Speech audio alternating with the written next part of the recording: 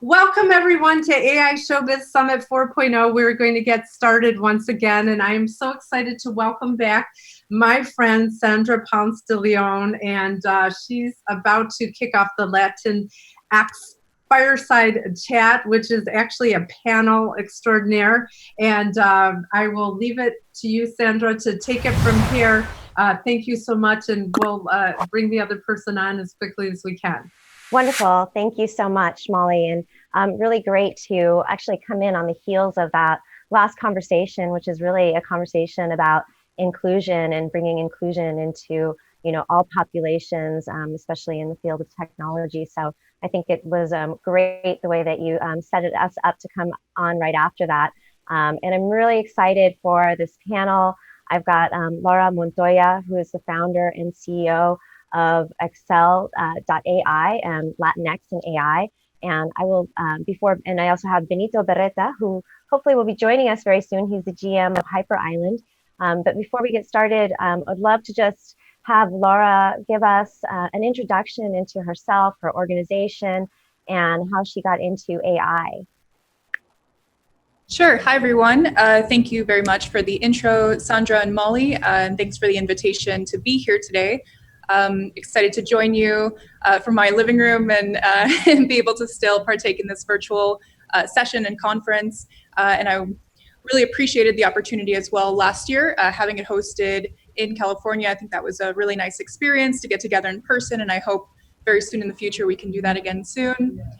So a little background information on our organizations. The main organization is Excel AI Institute. We are a 501c3 nonprofit focused on really lowering the barriers to entry in engineering artificial intelligence. And we do that through fostering AI for social impact initiatives. So a lot of that work has to do with education, has to do with research, and we also help to fund and drive other initiatives that are really focused on AI for the betterment of society. So one of those, of course, is the LATINX and AI organization, which you mentioned earlier. And the goal for the LATINX and AI organization is to ensure that there is representation of Latinx individuals within artificial intelligence, and that we can actually help to increase that representation and provide more opportunities for individuals who identify as Latinx working within AI engineering and research. Part of why I wanted to start that initiative is because myself, my background is actually from Colombia. My father immigrated obviously before I was born, and I was raised in the US, but I do very proudly carry the Latinx identity. And for me, it's important to ensure that people like me and others who identify as Latinx have that opportunity to either work in AI or share their work in AI as well. That's wonderful. Thank you so much, Laura. And I do see that Benito did join us. He does need to change his name there. You're still showing up as Molly Benito. But Benito, we did kick it off, and Laura just gave us an introduction into herself and her companies and her nonprofit that she runs. If you could tell us a little bit about yourself and your company and how you got into the field of AI, that would be great. Yeah, good afternoon, good morning. Well, my name is Benito Berretta. I'm the managing director for Hyper Island Americas. And basically, my background is math, and I had 2 degrees, one in engineer and the other one in econometrics. And what I'm interested in modeling is how diversity is a thing, right? And inclusion is more kind of a verb. How diversity and inclusion work together, and how we can improve performance, and how we can create high-performance team using a little bit of AI. Wonderful. Yeah, I think that that's such an important topic. The diversity, more diversity equals better performance, and I think that that's just something that gets kind of lost in the shuffle when we're talking sometimes about inclusion. And it really is such a buzzword here in Silicon Valley, especially. I know, Benito, you're joining us from Brazil, and your domain is mostly in Latin America. But I would love to understand from Laura, why exactly do you think that this is still an important topic? I mean, isn't AI, science-based and math-based? Why do we need to even talk about why it's important to, have more diversity in the field if it's all scientific? Sure. Well, there's been a problem with diversity in not only the technology field, but the STEM industry for a very long time, right? And that's diversity of every minority group, right? Women, people of color, LGBTQ individuals, and so on. And so, unfortunately, the needle hasn't moved. We haven't made much progress, even within the past 20 or 10 years, despite all of the efforts that have been done by large organizations and even corporations to try fostering that inclusion better and change their hiring practices and ensure that people have a seat at the table. And that's part of really the problem and why we're doing this work, right, is to ensure that people who do identify as Latinx have that opportunity and are at the table, not only when it comes to doing the work, right, doing the engineering and doing the research, but also making the decisions about policy and what actually gets produced and how products get used once they're developed. And so for us, that's a lot of the work that we're doing with the Excel AI Institute and the Latinx AI organization, is not only highlighting the people that are working within the space, but giving them an opportunity to share their work and have that place where they can actually make those decisions that they were otherwise left out of previously. And with that comes obviously more funding for their research and for startups in their corporations as well. And it allows for people from different South American and Central American countries to actually come and participate in this larger global economy using artificial intelligence. Because prior to recently and prior to our organization's efforts, there have not been a very large representation of Latinx individuals within larger AI and machine learning conferences or research communities. So that's one of the major benefits of the work that we're doing and the efforts that we're trying to create. Yeah, that's wonderful. Such an amazing organization. And Benito, could you talk a little bit about, the emphasis that you have of diversity in your work and why that's important, or some examples maybe of, how you've seen that make a real difference in some of the companies that you're working with? Yeah, that's an amazing subject, right? Today is one of the key things, especially in the remote world. So one thing is, when we talk about diversity, we need to put that into context, okay? What is diversity? And there are like two dimensions. One is, I would call a more ethical, and the other one is more kind of intertwined with productivity, complex problem solving, return on investment, okay? Does it make sense to you? One is, we need to embrace diversity in to make this world a better world, to make it more caring, more about looking into the extremes, having that look into the world that San Francisco used to have, like brother moon, brother, everyone is, the water is your brother, everyone is your brother. So I'm not talking about religion here, it's more like a philosophical thing. But this is ethical. You need to look into minorities, but that doesn't guarantee that once you bring diversity, you will have more productivity, you get more better complex problem solving, more return on investment. Because one thing is diversity from an ethical point of view, and the other is cognitive diversity. And what academia has shown is cognitive diversity is what leads to performance.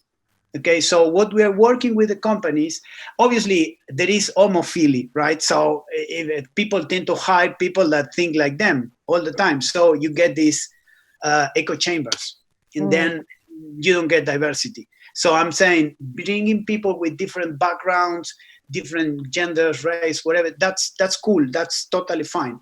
But this does not guarantee cognitive diversity. You need to, like a matrix, you need to have the two dimensions. So what we do is we help companies to work with this. The first thing is the diversity, and the other is the inclusion, as I said. But there is one thing that is very, very important, at least in the work we are doing, and we are modeling this. Awareness trumps profile. So when you bring the meta dimension and people observe themselves, you know the experiment of in quantum computing, when you observe they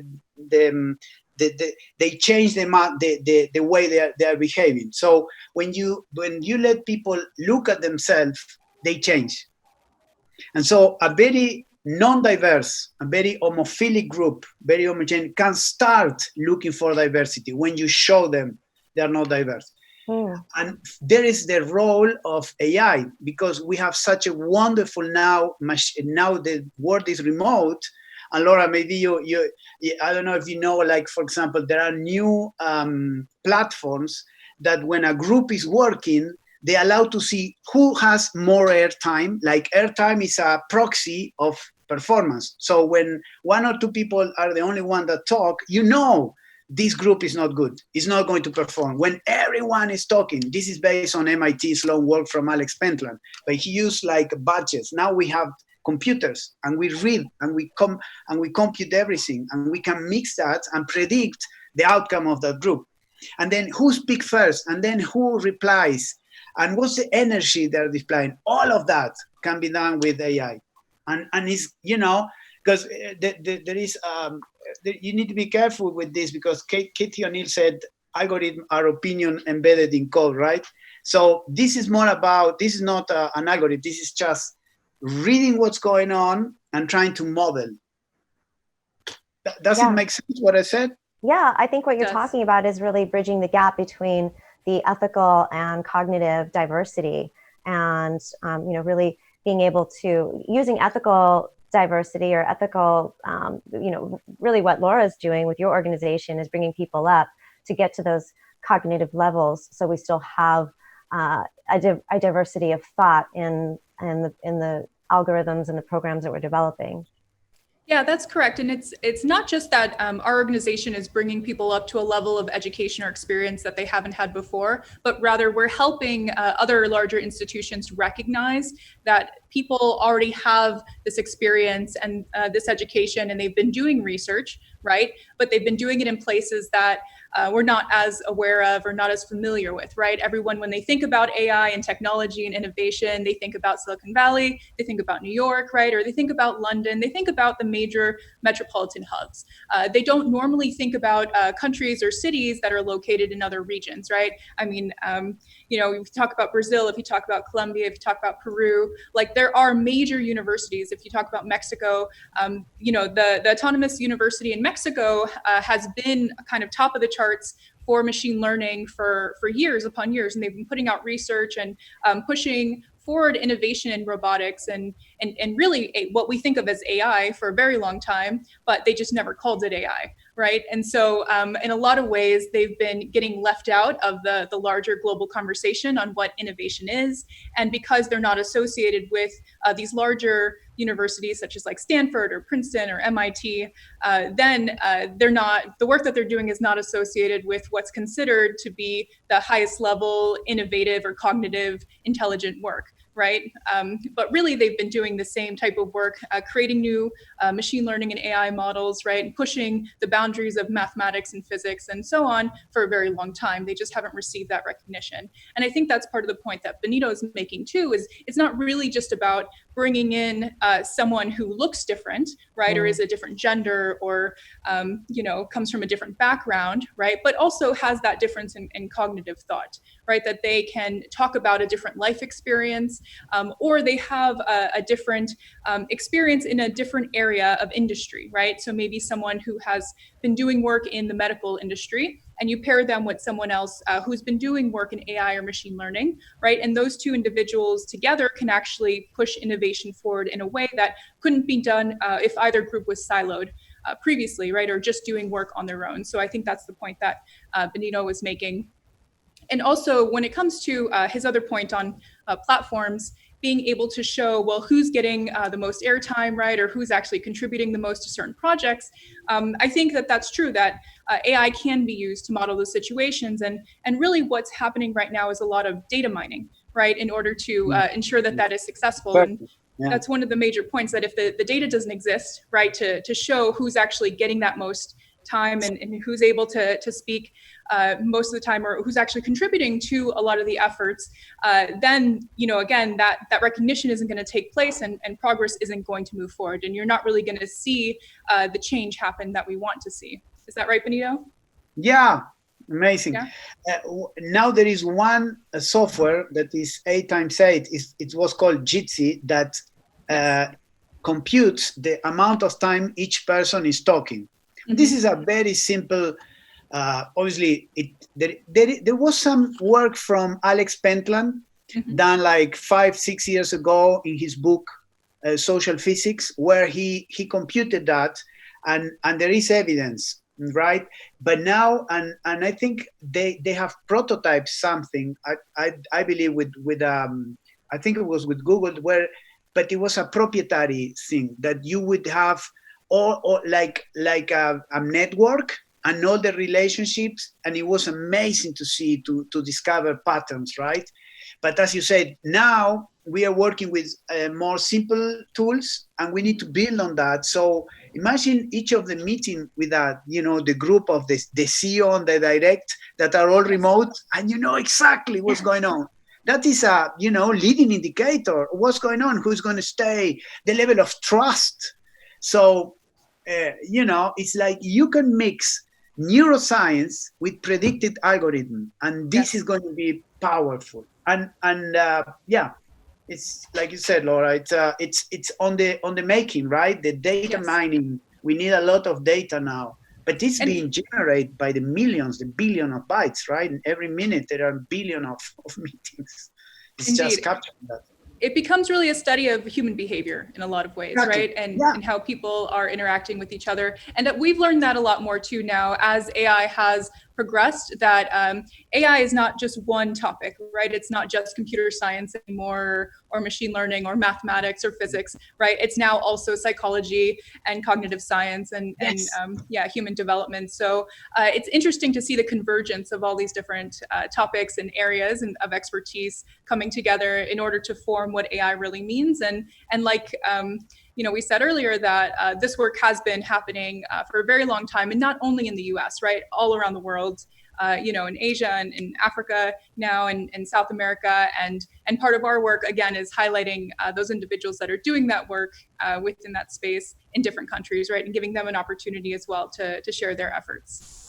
Yeah, I think that what you guys are both talking to is really, the pairing of AI plus human intelligence, or what my good friend Steve Ardire, give him a shout out, likes to call augmented intelligence, and enabling those business leaders to make better decisions through awareness that, to level the playing field for their teams. And give that equal airtime. So that's really, really cool. And I do love also the topic of converging technologies, and how, all of these new frontier technologies, AI, blockchain, IoT, are really, developing into, really powerful, new innovations. I'd love to hear from both of you. What are you guys seeing that's on the horizon that's super exciting to you, that you just can't wait for it to come to the mainstream, or how it's going to empower all of us in our lives, and maybe even thinking about that in the context of our new norm, our new virtual norm. Maybe Laura, you can take that one first. Sure, yeah. For me, I think where I've seen the most innovation that's happening that I really appreciate is in the healthcare industry, right? They've been able to incorporate different areas of artificial intelligence, not only in predicting an individual's illnesses potentially, but then also for preventative care, right? Ensuring that, someone stays healthy for a very long time, and any potential precursors that they might have for different diseases are mitigated very early on, right? And that starts from very simple applications, something like, the Fitbit that I wear every day, just to track like how many steps I get and how much sleep I'm getting, and again, like how much I'm eating during the day or how much water I intake. When you share that data with a medical professional, and they're able to actually see, okay, well, if someone has symptoms of something, how does that then coalesce with all of their regular daily activities, and how can we use that information to then predict, well, will this person potentially get heart disease, or what else can they actually do to try to lower their chances of having a heart condition, is just one very basic example. So I think that that's great. It's being used in being able to spot tumors, and for people that have brain cancer more quickly, for things like the COVID-19 epidemic that we're in right now, which is obviously very scary and something we've all been dealing with recently. We actually highlighted several Latinx individuals working within the space, trying to combat the COVID-19 epidemic. And some of their work is really fascinating. There's a group outside of Harvard in their respiratory lab, and I can't remember the lead's name off the top of my head, but I'm happy to follow up with it later on. They've actually been using human intelligence and cognitive intelligence to track respiratory illnesses for quite some time. And so when COVID-19 took place, and when some of the other past coronaviruses were being looked at in, previously when outbreaks occurred, they actually were able to find how the virus itself attacks the lungs, and what actually happens, what type of degradation happens within the lungs itself, and how that's connected to other issues and symptoms that are now being reported and found, such as pulmonary, and coronary distress. So, when the people have those heart conditions as well, and they're incorporated, that becomes a very serious problem. But in other areas, because I know the focus of this conference is, of course, the media industry, right? We're talking about AI and showbiz. That's another big place, honestly, where there is a ton of use available for artificial intelligence in the media. And part of the reason why I think that is incredibly important is because AI is really a reflection, or the media is a reflection of us. And AI also is a reflection of us. If you think about, how AI is developed, and all the data that it's fed is what actually gets outputted in a machine learning or artificial intelligence algorithm. It's important when you couple those two things, right, media and artificial intelligence, if you have things like bias or low representation available within the data, right, and you're not actually showing proper media representations of individuals or cultures or communities, that's going to have a really big effect on AI in the future, right? And so some of the research that we're actually working on right now is issues around media bias in AI, ensuring that Latinx individuals are properly represented in that space as well. We found that there is a lot of social inequalities in the media. So oftentimes you won't see people who are darker skinned, right, whether they're Afro-Latinx or whether they're more indigenous, represented within the media in movies or in TV shows. And when you do see those individuals, oftentimes they're represented in a way that's not very favorable, right? They're, represented as the janitor, or they're represented as the nanny, or, oftentimes more in positions that are more focused on blue collar labor, right? And they're never, or very unlikely, are they shown as, the CEO of a company, or someone that's like the star of the show, right? The protagonist. And so that can cause damage to not only our social environment, right? And people that are watching the show, but also in future representations through technology, right? So if you're developing algorithms that recognize an individual's face, for example, if it's not trained on faces of people who are considered more indigenous or have more indigenous features, or people who are Afro-Latinx, then obviously that's going to cause a problem, because there will be bias in those media representations. So those are just two examples that I can think of off the top of my head that I really appreciate, where the use of AI and other industries can be mixed and can really drive innovation forward. Yeah, absolutely. What about you, Benito? What are you seeing that's exciting on the horizon? Yeah, I think AI can play a role both in, it seems like a paradox, but in creativity, okay? And then there is one area on nudging, okay? So one is behavior. So when you have this group, like we work with companies, the creative companies that produces content, but also broadcast content. And one of the things that they are asking us is how can we make, how we can boost creativity? What makes, so we created this creative leadership type of journey. And when Taylor created his theory in behavioral economics about nudging. There is something there, okay? So nudging is you maintain the architecture of options, but you nudge people to do things that could make them more creative. AI can play a role in like creating the context, like for example, breakthrough thinking. You need to create conditions for that. But if you pair that with Laura, this is so amazing, with all this quantify self, and you are measuring the guy, the level of energy, you can prime the day so the group comes together in the most productive moments, and you can model that with AI. Okay? Does it make sense? So imagine that we get all this information finally, and I say, Pedro, Horacio, Emily, and Yannick can do an amazing job, but it needs to be, the model says, let's try it at 3 o'clock with 2 cups of coffee, because you have all these quantified self. Yeah, no, try it. You know, what's the worst thing that can happen? They can create amazing stuff. So we don't have, I know that if I wake up at 6 o'clock, I do my Kundalini, then I do my bike and blah, blah, I kind of create conditions. But I don't know the ideal. Should I do 30 minutes or 25? Why I'm tired that the other day? Why I'm not creative? I do fasting. How many days? So imagine that you can put all this information and you can model group behavior. Because creativity is all about bringing people together, right? It's the idea of the hero creating stuff. This is démodé now. We know that it's like a collective effort, and then you have sparkles. So what if you can model that? So I think that the nudge theory, if you can model that and with the use of AI, Laura, you know, I think this is kind of talking, because you are talking about predictive analysis for health. I have a son that works uses all these algorithms, and we always talk about that. But I always challenge him, say, look, one thing is prediction. The other thing is how we help people to change behaviors. Yes. So what if AI, because, you know, 1 in 8 people that have a heart problem, 1 in 8 change behavior. So imagine we could bring what you say, Laura, quantify self, somehow interacting with your Fitbit and telling, hey, Laura, this is your most creative moment.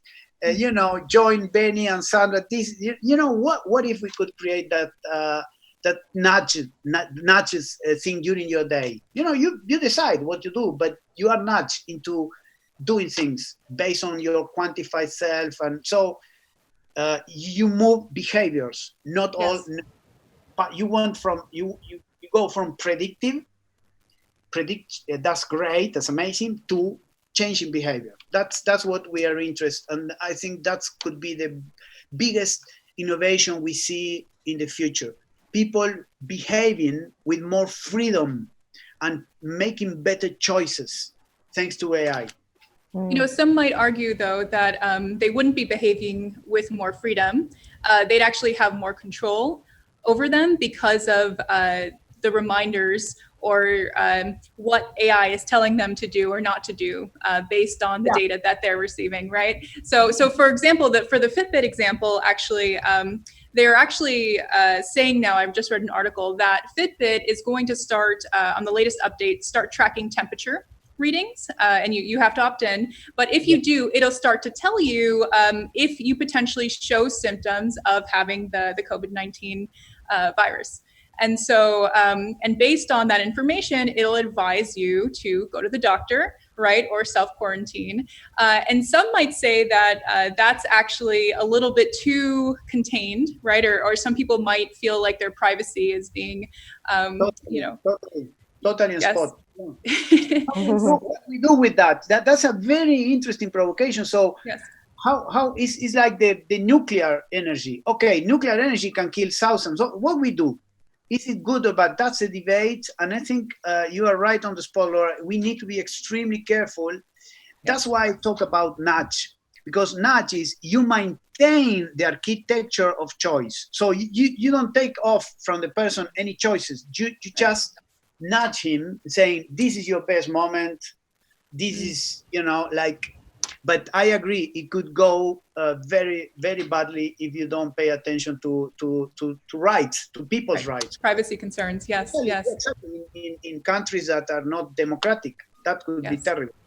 Yeah, and what you were describing as well, some people have looked at theories of evolutionary algorithms, right, to, again, study models of behavior and see how a group of, or a community will evolve over time, right? And so that's what I was reminded of when you were talking about potentially trying to change behavior little by little, or modify it through use of technology and artificial intelligence. But also when it comes to ensuring that the data is available in order to model these predictions, right? That's a really huge problem, and oftentimes a pipeline problem for creating artificial intelligence, right? And in places like different countries where potentially, data is maybe in a more of a manual form, right? People, some hospitals or offices have been still writing prescriptions or holding medical information for individuals within, basically on pen and paper, right? And they haven't necessarily digitized all of their information yet. That has caused a problem. I've seen more recently the use, especially at some of these large research conferences that I'm attending, people are utilizing general adversarial networks in order to generate data that had not existed previously, to train models to become so advanced that they can do that behavior, right? Ensure that people are, behaving in a more productive way, or to drive innovation forward without necessarily having the original data that actually exists, right? But instead this generated data. And then from there, because once the technology exists, individuals, professionals, especially in places that haven't had access to it previously, are more likely to partake and start digitizing moving forward, right? So in the past, when they haven't seen a reason or a good use case for transitioning into kind of this new innovation or through use of this new technology, they haven't taken part in it. But when the technology exists, sometimes that can help move their behavior to the next level. So I think those are both really great points, and I think something that AI researchers are definitely working on right now. So thank you. Laura, you said some people. I would like to know your opinion on this. Yeah. What would yeah, because you say some would argue, but I would like to hear from you. Yeah. So, I mean, me personally, I think that's a really great use case, right? That when you do nudge individuals and you don't necessarily force them or cause an experience that they might feel stigmatized, right, or stereotyped, I think that is the ideal situation, right? So if you can so just continuing on with this Fitbit example, right? My Fitbit will tell me, every hour if I haven't gotten 250 steps in the day, right? So that is a nudge. Does it help? It does. Oh, it definitely does. Yes, it'll be a nice little reminder. Hey, I should probably get up and move around, right? It has gotten me to the point where I have increased. I think I'm averaging like over 10,000 steps a day now, and it has increased my behavior. It's changed a predictive pattern of behavior that a lot of people have, especially Americans, right? We sit at our desks very often. It encouraged me to get a standing desk, right? Just so I have that, that mobility and I move around a lot more. So I would say yes, in a lot of ways, it is great to have technology that actually nudges individuals in a position that will help society evolve to a place that it has not been before. And I think there's many, many, many use cases for that type of technology as well. But going to the Fitbit, let me tell you, because I have some quantified data. And at one point in time, I was seeing that I was not getting enough sleep. And that was counterproductive, because I would get more and more nervous every night and say, oh, I need to sleep. So there is something about what you said. We need to have that freedom to decide what do we want to use. Like what we do with the teams, Laura and Sandra, we say, guys, we are going to work on awareness to increase diversity, to get more. Do you agree with this? Is this a good thing? So we kind of discuss with them previous of making any experiment on any journey, because when I was talking about freedom, I meant freedom as opposed to darkness or ignorance, right? Yes. So Stuart Finenstein says that ignorance is the greatest driver for science, right? So I'm not against ignorance, but I'm saying when you don't know, you are not conscious of what you're doing. I'm talking about ignorance in terms of unconscious, right? Not recognizing and being vulnerable in terms of I don't know. So there is something there of being in control of your life, right? Deciding what you want. Oh, you want to smoke or you want to whatever you want to do, but you take that decision consciously. That is what I meant by. So I don't want to see my data in terms of sleeping. I'm sleeping better now, Laura. You know, I'm crazy about data, but I don't want to see my sleeping data anymore because I get very nervous. Well, it's great that you have that cognitive awareness to realize that the Fitbit nudges were actually causing you more anxiety and affecting your sleep. And so you could decide, right, consciously not to follow, those nudges, right, and turn it off or not wear it at night. So, yeah. Yeah, that's I have the time screen reminders, and I have to say, ignore my time limit every day on almost every single social network. So I am aware of how much time I'm spending on the phone, but choosing to not change my behavior right now.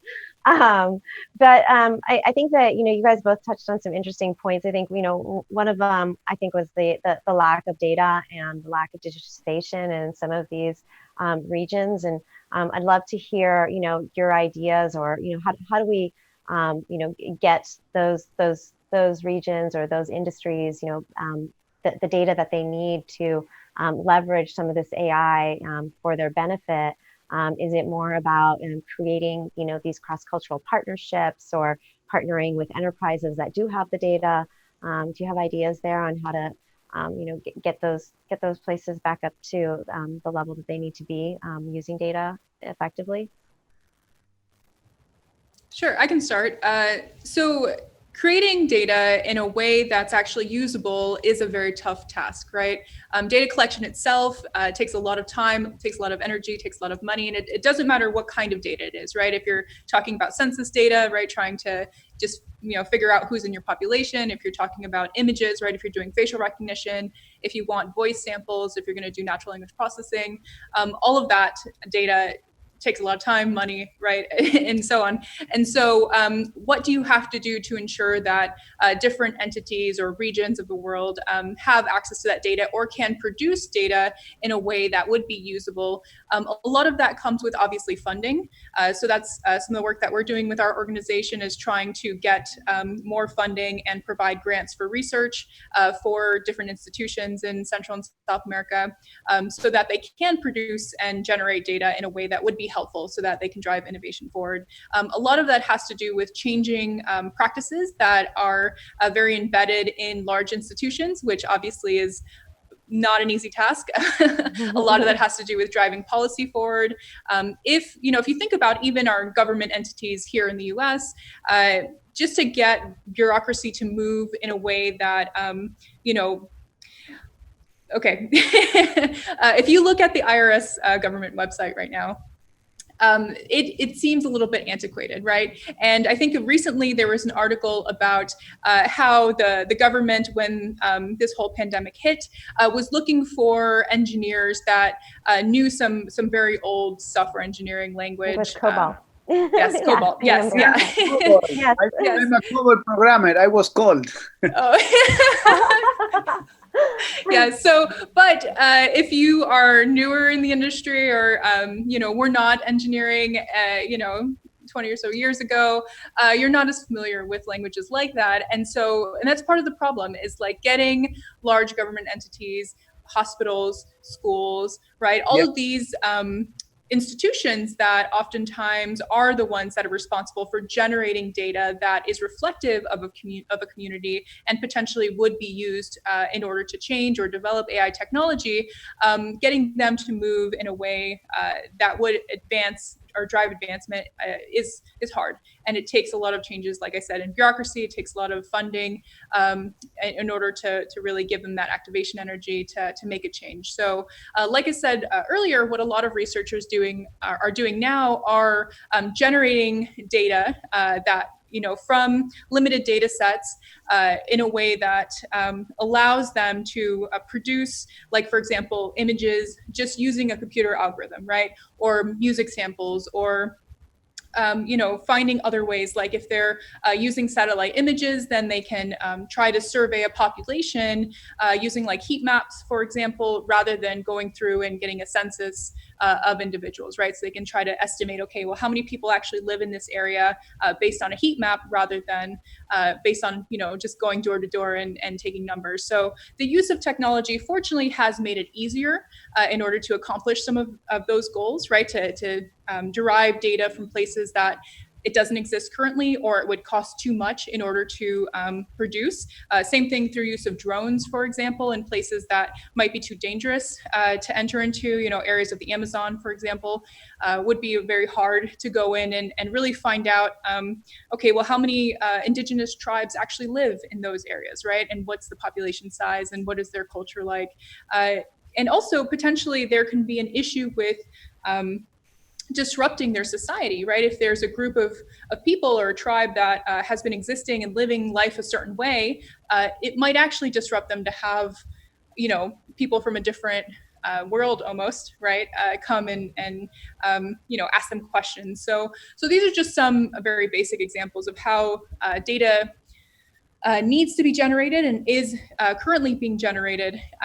But I think it's a much harder question to answer than really any of us is fully capable of at this moment. But I'd love to hear some of Benito's thoughts as well on what to do in those situations. Yeah, and I think just to add to that, I mean, I think what you're really talking about is digital transformation, or the digitization of the global economy, which I think is now being accelerated because of the crisis. And I think that this leads perfectly into the work that you're doing, Benito. So, I'd love to hear your thoughts on the same question as well.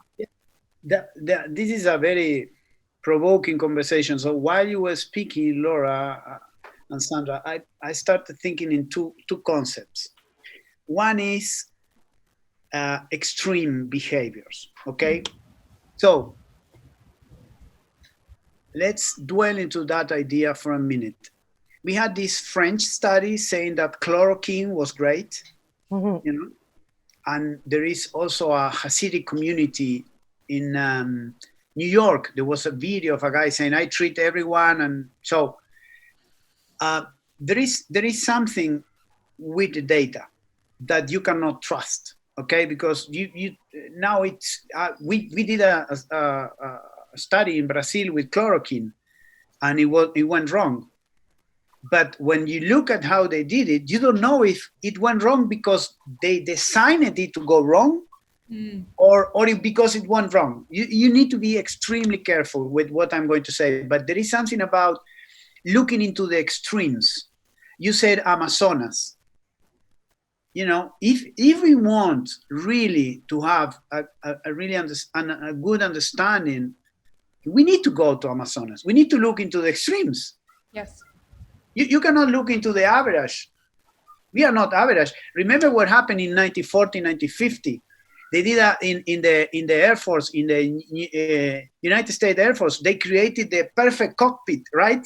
With the average of the measures, and there were a lot of accidents because there is no such a thing as an average pilot. For some, it was short or too long, so it's a big mistake. Aggregating data, so that's when you need the extreme. That's what I was thinking. This is a big challenge, especially in this VUCA world where everything is changing so fast. How we do that? It's just a question. And the other thing is, what complex problems are? Complex problems are problems that they don't have a solution. You can just outgrow them.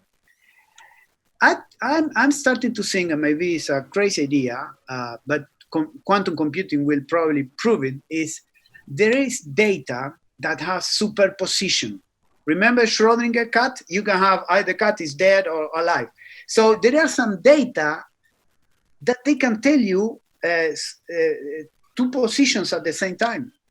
I'm seeing that, especially when I'm trying to get data on people, behavior, and performance, right? So remember, my focus is how we create better stories. storytelling, story doing, how you create better hits in TV or in commercials, whatever. How you do that? Either you create, but is this a role for AI to nudge or to like set some scenarios for that?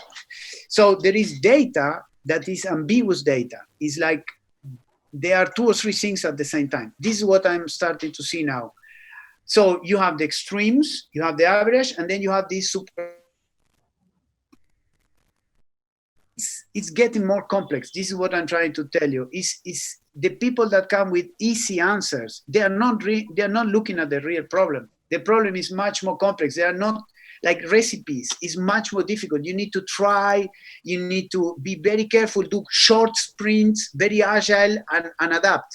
So this is what I'm trying to say. Is the only way to cope with extremes and superposition is to do very short cycles. That's the only way I can. So we are working with a group of people. We can try, we can experiment, but it needs to be very short, and people need to be ready to fail, and algorithm needs to be ready to fail. That's my main concern. With I did my first attempt to create a neural network 30 years ago. Wow. It was on a machine and a language that doesn't exist anymore. A burros and a language was Candy. And I didn't have enough information, not computer power, all right. But the certainty. So you see AI, and they say this is the solution, or this is what comes out. How we can create more doubtful system, Laura and Sandra, so they can what you see. Because people it's like going to church or going, there is someone that is illuminated and is telling you.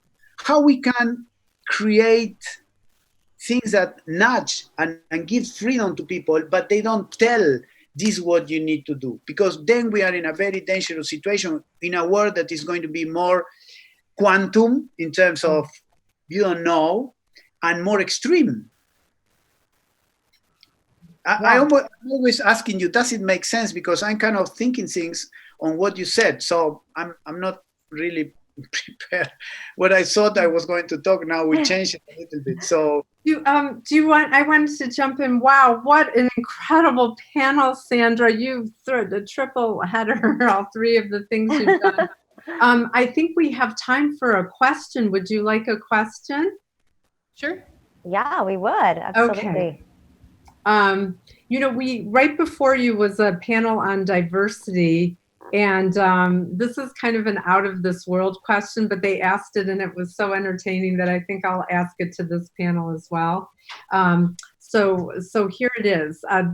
All of this is being transcribed and put into outer space for sentient beings and future generations, or who knows what, to discover in the future. So there's some record of these very important knowledge base. And coming from the Latinx community, and having an understanding of diversity and the issues and challenges, some of which you discussed today, that are impacting us, what would you want the future alien to have built into your transcript, so that there was no more boundaries, no more issues like we're talking about, and it just celebrated the rich diversity of humankind, or whatever kind exists then? I know it's a bit of a sci-fi question, but we've been going there with this, and I don't know if you have anything, but just imagine, to end the question, just imagine from outer space, there's a time capsule with a transcript of this, and if you wanted to wave a magic wand and have none of these problems exist, what would that world look like to you? Sure, and maybe, I don't know if Benito wants to start, or I can start. No, go ahead, please. We are working. Right. You start, and then I pick on your brains. Sure, yeah. So for me, I think what's important, at least this is on a personal level, not necessarily representative of my organizations, but I think for me, what's important is that really recognizing what is the Latinx identity. There's been a lot of back and forth about what Latinx means and who it represents and who it doesn't represent. And I think for a lot of people from Central and South America, for example, it's been harder for older generations to accept and really own the Latinx identity. And it's something that has really been driven by younger generations, and then also people who want to be more gender inclusive. And I think if a future alien was going to take this information or our talk today, or really think about, okay, what does it mean for Latinx people to do work in artificial intelligence? I think it's important that they understand what Latinx means to the individuals who own that identity, and what that can mean for the development of AI. And so for me personally, being someone of Latinx heritage, I recently did that, genetic testing swab thing. And of course, my, genes came back well. I have heritage from Spain, and I have heritage, from Africa, and I have heritage from Asia, and I have heritage from Native American. And so, I'm made up of basically people from around the world. Right. And I think for a lot of Latinx individuals, especially here in the US, they would see something very similar. Right. But if you're in different regions of the world, that might be a little bit different. But the way that those individuals were raised could be incredibly culturally different. Right. And so this circles back around to the conversation that we had earlier today. Right. Having that diversity, not only of individuals in the color of their skin and their gender and their culture, but also potentially in their life experience, right? And their cognitive experience as well. So for me, I'm very grateful to say and very proud to say that I identify as Latinx, but that looks and feels and sounds very different from someone like Benito, right, or even Sandra, who maybe had a very different life experience to myself.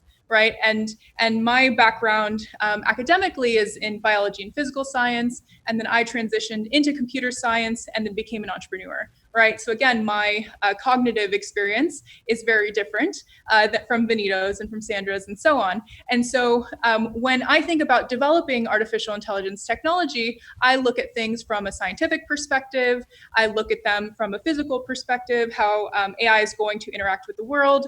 I look at them from the perspective of being a Latinx identifying individual. I look at it from the perspective of being a woman, right, a person of color.